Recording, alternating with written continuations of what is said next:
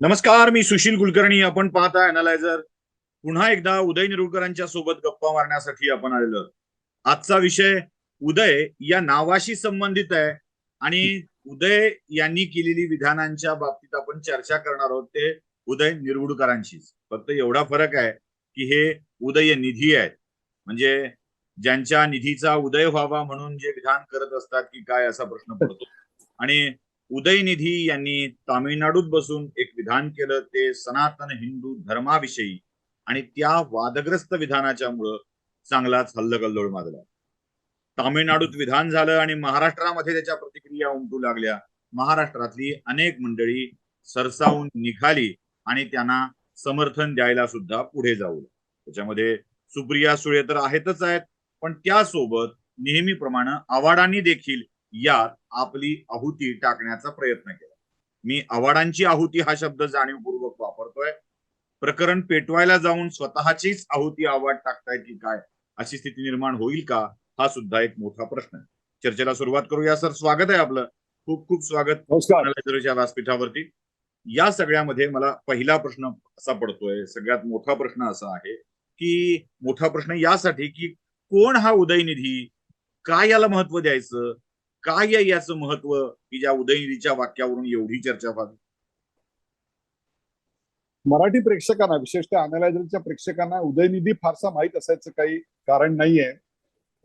याचं कारण उदयनिधीचं हे जे कार्यक्षेत्र आहे ते सर्वसाधारणपणे दक्षिणेतलं एक राज्य, अतिशय महत्वाचं राज्य असलेलं तमिळनाडू राज्य आहे. त्या तमिळनाडू राज्यामध्ये त्याचं एक प्रकारे प्राबल्य आहे. त्यांचं संपूर्ण घराणं आहे ते घराणं राजकीय आहे. आपल्याकडे जशी काश्मीर पासून कन्याकुमारी पर्यंत अनेक राजकीय राजघराणी आहेत.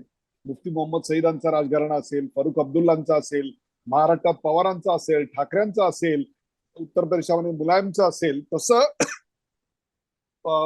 तामिळनाडूमध्ये करुणानिधी यांचं एक राजकीय घराणं आहे. त्या करुणानिधींचे चिरंजीव जे आहेत स्टॅलिन, त्यांचे हे उदयनिधी हे चिरंजीव आहेत. साधारणतः 45च्या आसपास त्यांचं वय आहे. रुबाबदार व्यक्तिमत्व आहे, यात काही शंकाच नाही. आणि त्यांना संपूर्ण जो वारसा मिळाला आहे घरात, तो 2 गोष्टींचा आहे. त्यातला पहिला वारसा जो आहे तो राजकारणाचा आहे. अर्थातच आजोबा तमिळनाडूचे अनेक वेळा मुख्यमंत्री आणि विरोधी पक्षनेते राहिलेले होते. अनेक त्यांच्या पक्षाचे नेते हे केंद्रात मंत्री राहिलेले होते. आणि वडील आता स्वतः तमिळनाडूचे मुख्यमंत्री आहेत. हा झाला एक वारसा. करुणानिधींचा दुसरा वारसा जो आहे तो चित्रपटाचा.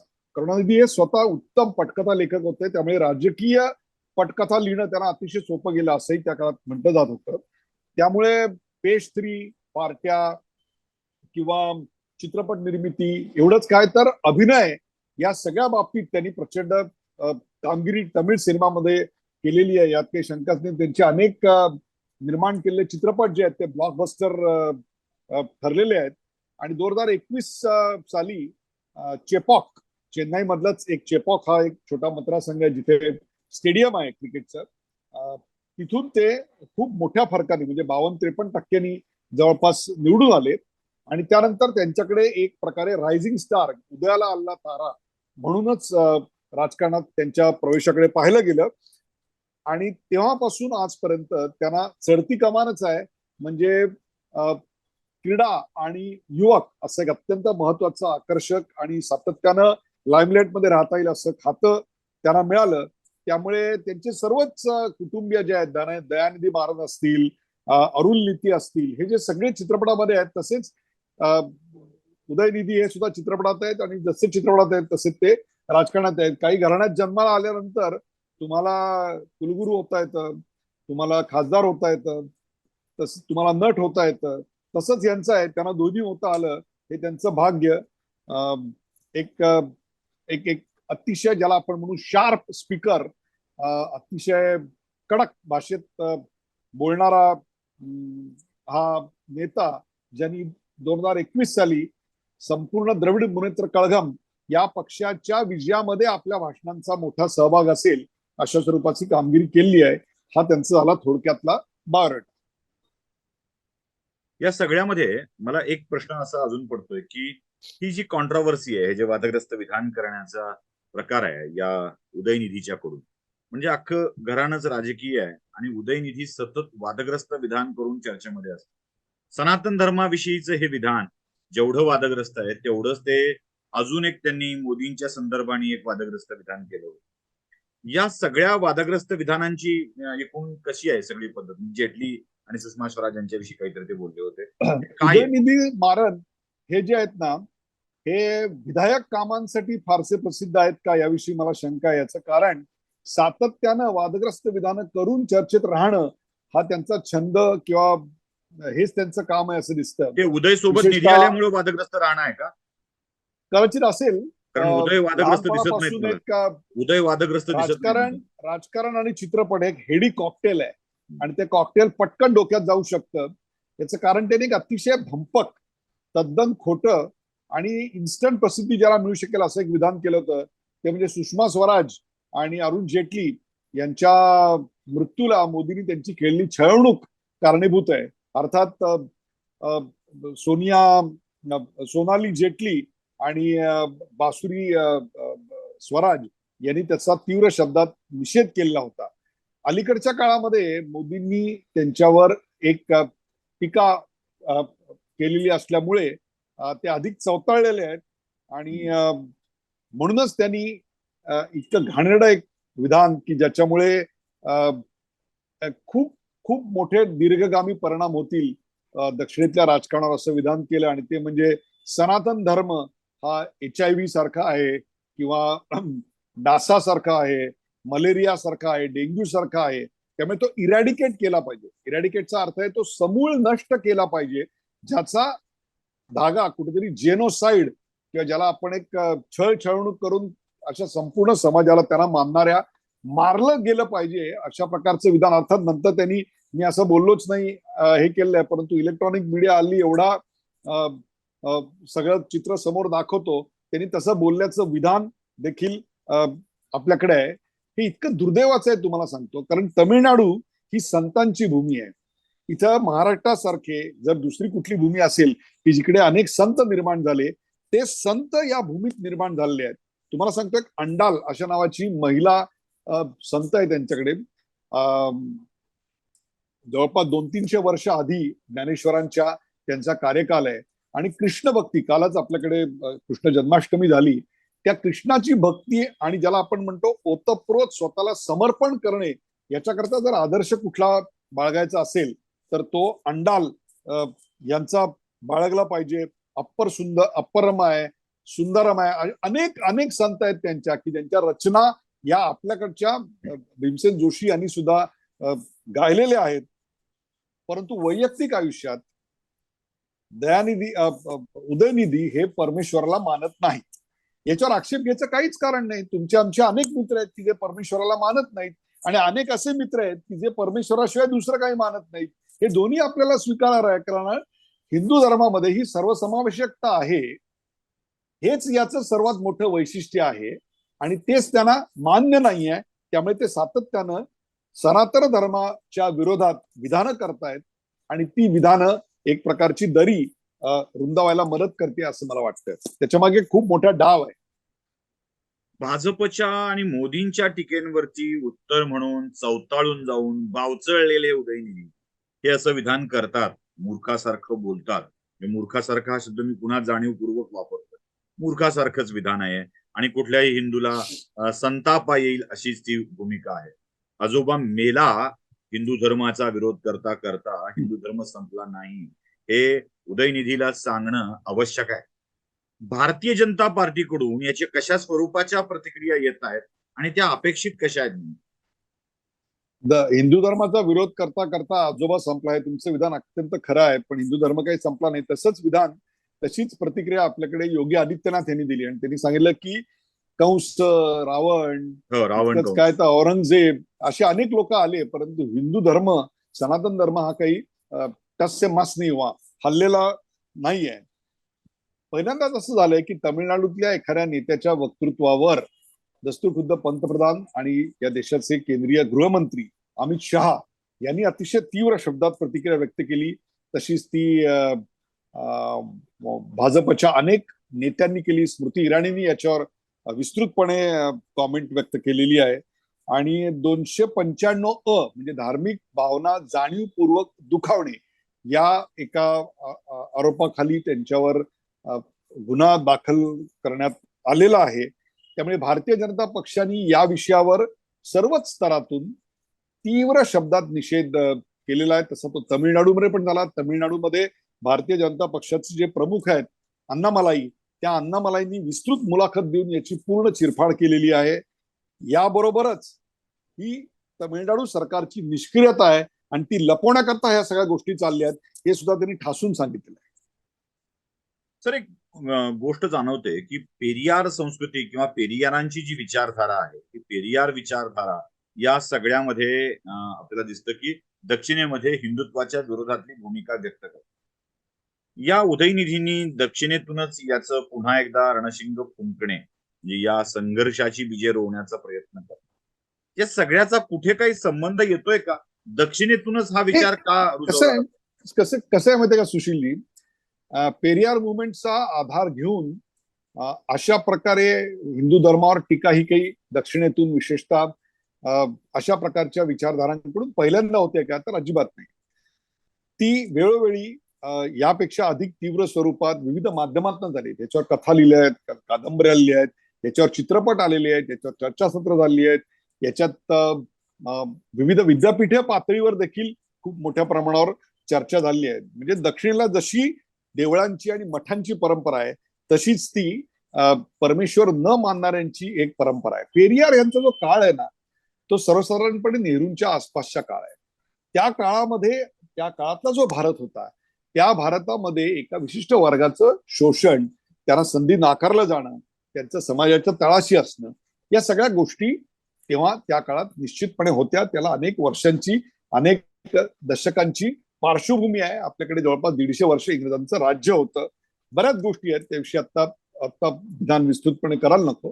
परंतु आत्ताच्या गेल्या काही वर्षामध्ये आपण जर पाहिलं असेल तर हा जो समाज आहे हा समाज पूर्वी ज्या समाजाच्या उतरंडीवर होता, सांस्कृतिक उतरंडीवर होता, आर्थिक उतरंडीवर होता, संधी मिळण्याच्या बाबतीतली उतरंडी होती, त्याच्यातल्या ज्या लोएस्ट बॉटमला होता, तसं काय आता राहिलेलं नाहीये.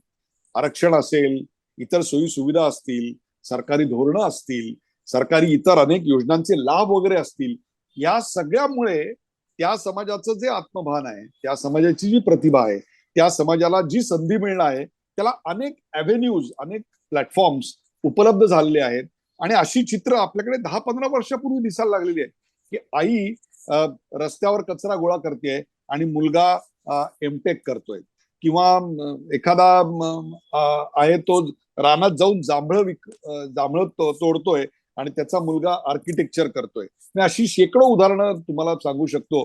तुमच्या मराठवाड्यातल्याच एका मुलीला झी 24 तासच्या एका कार्यक्रमात आपण मदत केली होती. तिचे वडील, ती आता IAS करते, तिचे वडील आता सुद्धा तिकडे भजी तळतात किंवा भाज्या विकतात.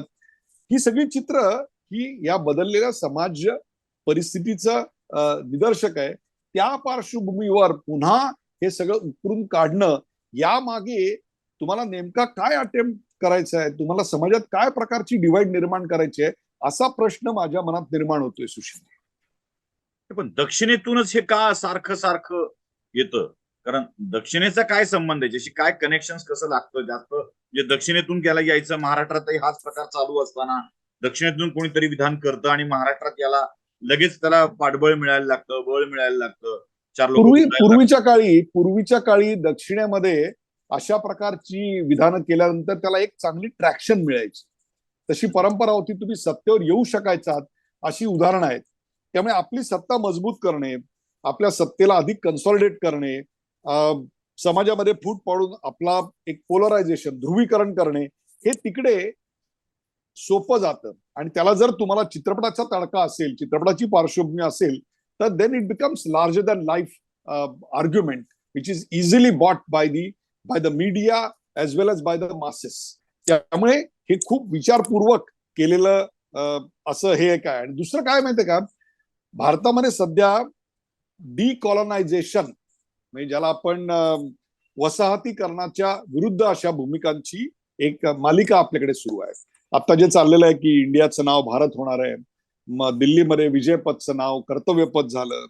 त्याच्यानंतर प्रयागराज आपल्याकडे झालं. शैक्षणिक धोरणामध्ये सुद्धा जी भारतीयत्व आपल्याला दिसतं, न्यू एज्युकेशन पॉलिसी जी आलेली आहे, ती न्यू एज्युकेशन पॉलिसी एक वेगळा विचार आपल्याकडे मांडते. भारतीय दंड संहिता पूर्णपणे बदलण्यात आली आणि त्याचे एक प्रकारे इंग्रजांकडून जी जशी तशी अडॉप्ट केलेली होती ती आता त्याचं पूर्णपणे भारतीयकरण झालेलं. अशा अनेक गोष्टी मी तुम्हाला सांगू शकेन. यामुळे एक अस्वस्थ झालेला मोठा वर्ग आहे आणि त्या वर्गाचं प्रतिनिधित्व एक प्रकारे आता उदयनिधी करायचा प्रयत्न करतायत, असंही त्याला किनारा आहे असं मला वाटतं. या आव्हाडांच्या सारख्या उथळ आणि सवंग नेत्यांनी याला बळ देणं महाराष्ट्रामध्ये कितपत परिणाम करणार आहे? पण तो खरं ह्याच्यात गोची कोणाची झाली असेल माहितीये का? कारण हे जे करुणानिधी किंवा हा जो द्रमुक पक्ष आहे, हा I.in.I. काय जे आहे इंडिया, याच्यातला एक घटक पक्ष आहे आणि तो दक्षिणेतला अत्यंत महत्वाचा घटक पक्ष आहे. म्हणजे किती महत्वाचा आहे, जर उद्या राहुल गांधी यांना निवडणुकीला उभं राहायचं असेल तर ती निवडणूक लढण्याकरता त्यांना एक सेफ सीट हवी आहे. ती आतापर्यंत त्यांची सेफ सीट केरळातली वायनाड होती, ती आजही त्यांच्यासाठी सेफ असू शकते, कारण तिथली जी डेमोग्राफी आहे ती त्यांना अतिशय सोपी अशा प्रकारची आहे. परंतु केरळातलंही वातावरण बदलतंय, त्याचबरोबर डावे आणि काँग्रेस यांच्यामधले संबंध देखील बदलत आहेत. त्यामुळे त्यांच्यावर फार काळ विश्वास ठेवता येईल का असं जर प्रश्नचिन्ह असेल किंवा त्याचा प्लॅन बी काय आहे, तर तो प्लॅन बी तमिळनाडूमध्ये असू शकतो. आणि तमिळनाडूमध्ये जर निवडून यायचं असेल तर द्रमुकची साथ पाहिजे आणि द्रमुकची साथ पाहिजे असेल तर द्रमुकचं म्हणणं ऐकावं लागेल. त्यामुळे द्रमुक जर आता उद्या अशी विधानं करत असेल तर नेमकं काय प्रतिक्रिया व्यक्त करायची हा प्रश्न आहे. त्यामुळे प्रत्येकाला बोलण्याचं स्वातंत्र्य आहे. अशा प्रकारची भूमिका गोची भाजपची की गोची काँग्रेसची की गोची कोणाची नेमकी गोची होणार आहे? गोची सर्वात जास्त झाली शिवसेनेची तर आपण बघितली झालीच आहे. गोची तर सर्वात जास्त झाली, कारण ज्यांच्याबरोबर काल आपण मुंबईमध्ये एका ताटात जेवलो, ज्यांच्या बाजूला आपण पटण्यात बसलो, ज्यांच्या बरोबर आपण प्रेस कॉन्फरन्स घेतली बंगलोरात, अशांच्या बरोबर राहून त्यांच्या या विधानाचं समर्थन करणे किंवा त्याच्यापासून दूर राहणे किंवा हे आगाजी घडलीची नाही अशी भूमिका घेणे, ही जी गोची आहे ती शिवसेनेची जशी झालेली आहे उबाठा गटाची, तशीच ती आपची झालेली आहे, तशीच ती तृणमूलची झालेली आहे. कारण या राज्यांमधली परिस्थिती वेगळी आहे. तिथे या पेरियार मुवमेंटचा तसा वारसा त्याला लाभणार नाही. त्यामुळे हे सगळे लोक त्याच्या बाबतीत अत्यंत सावधानतेची, सावधगिरीची आणि फारशी कॉन्ट्रोवर्सी आमच्या अंगाला लावू देणार नाही अशा स्वरूपाची भूमिका आपल्याला आता घेताना दिसत आहे. चला, किमान या निमित्तानं तरी वाद समोर येतील, ते एकमेकापासून सुरक्षित राहण्याचा प्रयत्न करतील आणि विनाशाच्या वाटेवर जे चाललेले I.N.D.I.A. ते सगळं डॉट मध्ये काढून ते विनाशाच्या वाटेवरून किमान थोडी तरी भरकटतील अशी अपेक्षा व्यक्त करायला हरकत नाही. वाद झालेत, कुणाची गोची, राजकीय परिणाम काय, या सगळ्यावर चर्चा होत राहील सर. एक प्रश्न महत्वाचा आहे जो सातत्यानं उपस्थित होतो आहे, सनातन धर्म आणि हिंदू धर्म वेगळा आहे. हा सनातन धर्म नेमका काय आहे? खरं तर या विषयावर एक वेगळा 2-3 तासाचा कार्यक्रम करता येईल, चर्चासत्र करता येईल आणि तुमच्या माझ्यापेक्षा सुद्धा अनेक अधिकारी व्यक्ती या विषयावर त्यांनी यापूर्वी अनेक व्याख्यानं दिली आहेत. चिन्मानंदांची व्याख्यानं झालेली आहेत, आपल्याकडे शंकर अभ्यंकरांची अतिशय अप्रतिम व्याख्यानं, त्यांचं निरूपण या विषयावर झालेलं आहे. परंतु या सगळ्यातून जे सार माझ्या हाती लागलं ते त्याचा एक गोषवारा जर थोडक्यात मांडायचा झाला या आत्ताच्या प्रश्नाच्या निमित्ताने, त्याची राजकीय सांस्कृतिक बाजू लक्षात घेता, करण्यासाठी म्हणून तो क्रॉस सेक्शन असा आहे की सनातन या शब्दातच नित्य नूतनत्व आहे. जेवढं ते पुरातन आहे तेवढंच ते चिरंजीव आहे. म्हणजे कालही आहे, आजही आहे, उद्याही आहे, ते अविनाशी आहे. याचं कारण ते सातत्यानं बदलत जाणार आहे. म्हणूनच या हिंदू धर्माला कोणतीही एक व्यक्ती, कोणताही एक संप्रदाय अथवा कोणतीही एक विचारधारा ही अशी काय ज्याला आपण म्हणू ललांभूत अशी नाहीये. तर हा बुद्धी प्रामाण्यवादांनी प्रेरित झालेला असा धर्म आहे. म्हणूनच याला कुणीही धर्मसंस्थापक नाही. आपल्याकडे मुसलमानांना धर्मसंस्थापक आहे, जैनांना धर्मसंस्थापक आहे, ख्रिश्चनांना धर्मस्थापक आहे. सगळ्याच धर्मांचं तुम्ही जर पाहिलं तर आपला धर्म सोडला तर प्रत्येकाला एक धर्मसंस्थापक आहे. तसा तो आपल्याकडे नाही. याचं कारण हिंदू धर्म हा अनादी आहे, तसाच तो अनंतही आहे. याचं एक उत्तम तुम्हाला श्लोक आहे त्याच्यात, तो श्लोक मी तुम्हाला सांगतो आणि त्या श्लोकाचा अर्थ तुम्हाला सांगतो याच्याकरता की लोकांना हे समजलं पाहिजे की आपण ज्या धर्मामध्ये जन्म घेतला त्या धर्माची नेमकी थोरवी काय आहे. धर्मज्ञ समय प्रमाणम वेदांश. धर्मज्ञ समय प्रमाणम वेदांश म्हणजे हिंदू धर्माचं अधिष्ठान हे धर्मज्ञ, देशकालज्ञ, समयज्ञ म्हणजेच त्यानुसार बदलत जाणार नित्य नूतन असं आहे. असा हा श्लोक आहे. म्हणूनच त्या धर्मज्ञांचं सार जे आहे त्या बुद्धीमध्ये आहे आणि म्हणूनच इथे पारलौकिक आणि त्याच वेळेला ऐहिक अशा दोन्हींचा विचार आहे.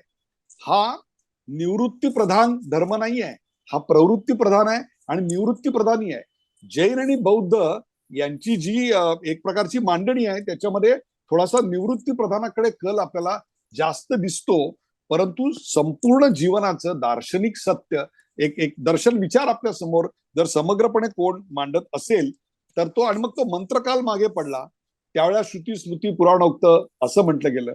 त्यानंतर तंत्रकाल आला, त्या तंत्रकालामध्ये स्मृती निर्माण झाल्या, त्या तंत्रकालामध्ये अनेक प्रकारचे ग्रंथ निर्माण झाले. हे सगळं या धर्मामध्ये सामावलेलं आहे आणि तेच या संपूर्ण धर्माचा भाग आहे.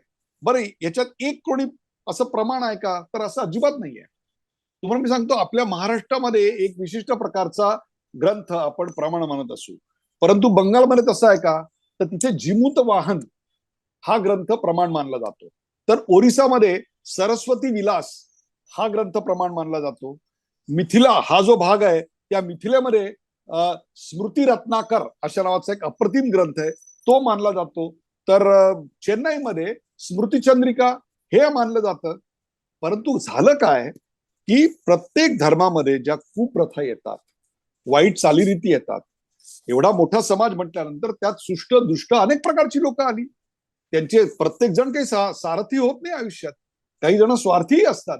ते स्वार्थी आपल्या फायद्याकरता, आपल्या कुटुंबाच्या फायद्याकरता, आपल्या समुदायाच्या फायद्याकरता संपूर्ण समूहाला त्या काळामध्ये वेठीला धरतात आणि मग त्या प्रथा आपल्याकडे येतात. मग त्याच्यात काही लोकांवर खूप मोठ्या प्रमाणात अन्याय होतो, ही वस्तुस्थिती आहे. केशवापनाची एखादी प्रथा असेल किंवा हिंदू धर्मामध्ये अनटचेबिलिटी, ज्याला आपण अस्पृश्यता आली, ती प्रथा असेल. परंतु या कुप्रथा म्हणजेच तो धर्म असं म्हणणं कितपत योग्य आहे, कारण त्या प्रथा काही पहिल्यापासून नव्हत्या. त्या प्रथा या कालानुरूप त्याच्यामध्ये आलेल्या आहेत. बरं, हा केवळ एका विशिष्ट वर्गाला आणि गेल्यात सुद्धा हे एका विशिष्ट वर्गाला करणार आहे का, तर तसं अजिबात नाहीये. महाभारत काढून बघा, महाभारतामधला तत्ववेत्ता विचारवंत म्हणून कोणाला स्थान आहे, तर जसं कृपाचार्य वगैरे यांच्या बरोबर द्रोण आहेत, त्यांच्याबरोबर विदुरालाही स्थान आहे. विदुरालाही स्थान दिलेलं आहे, लक्षात ठेवा. महात्मा म्हटलंय गांधींच्या आणि फुलेच्या अगोदर विदुराचे महात्माचा उल्लेख आहे. हे आहे. म्हणूनच हा जो धर्म आहे तो अविनाशी याच्याकरता आहे. आचार धर्म, नीती धर्म आणि हे सगळे कालसापेक्ष आहेत. हे बदलत गेलेत आपल्याकडे. बदललं काय नाही, तर इथलं चिरंतन तत्वज्ञान ज्याचा संबंध ईश्वर, आत्मा, कर्म आणि पुनर्जन्माशी आहे, यातल्या धारणांशी आहे. आणि ते जे तत्वज्ञान आहे ते तत्वज्ञान सार्वत्रिकपणे पसरलेलं आहे. त्यामुळेच या धर्मात हे अतिशय मी ढोबळ मनानं आणि पुंजक्यात सांगतोय. खरं तर हा विषय एक विस्तृतपणे एका वेगळ्या 2-3 तासाच्या अशा ह्याच्यात मांडावा लागलेला आहे. परंतु आज काय केलं गेलंय माहितीये सुशीलजी, सनातन धर्म आणि हिंदू धर्म यांची फारकत करून त्या दोघांमध्ये भांडण लावायचा प्रयत्न होतोय. ही गोष्ट अत्यंत त्याज्य, तिरस्करणीय आणि निंदनीय असं मला वाटतं. आव्हाडांनी नेमकं हेच केलंय. सनातन आणि हिंदू धर्म आहे असा संभ्रम निर्माण केलाय. तो हिंदू धर्म नाहीच. हिंदू धर्म वेगळा आहे आणि सनातन धर्म वेगळा आहे असं आव्हाड सांगण्याचा प्रयत्न करतात आणि हिंदूंची वेगळाच विषय ते हिंदू धर्माच्या विषयात मांडतायत. त्याच्याबद्दल काय सांगाल? कसं आहे, दक्षिणेमध्ये शैव आणि वैष्णव अशा 2 परंपरा आहेत. शैव जे आहेत ते शंकराला मानतात आणि वैष्णव जे आहेत ते भगवान विष्णूला मानतात. म्हणजे याचा अर्थ जे शिवरात्रीची पूजा करतात त्यांनी कृष्णाला त्याज्य मानायचं का, असं मुळात नाहीये. लक्षात घ्या तुम्ही, या 2 एक आचार धारा होत्या, पूजा पद्धती होत्या, प्रत्येकाची श्रद्धास्थानं होती, ही एक डिव्हाइड पॉलिसी आहे. हे केल्यानं एक मोठा व्होटिंगचा क्लास जो आहे तो आपल्या बाजूने येतो.